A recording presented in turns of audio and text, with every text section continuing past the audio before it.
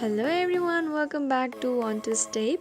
In today's video, I'm gonna show you how to voice call anyone on Bumble. To get started, open up your Bumble app. Once you're on the app, you will see various options on the button below. Among them, click on the last option, which is represented as a text or SMS icon. Click on the chat you want to voice call. Once you are there, click on the three dots. Once you click on the three dots, you will see the option voice call, on match and cancel. Click on the voice call in order to voice call the person.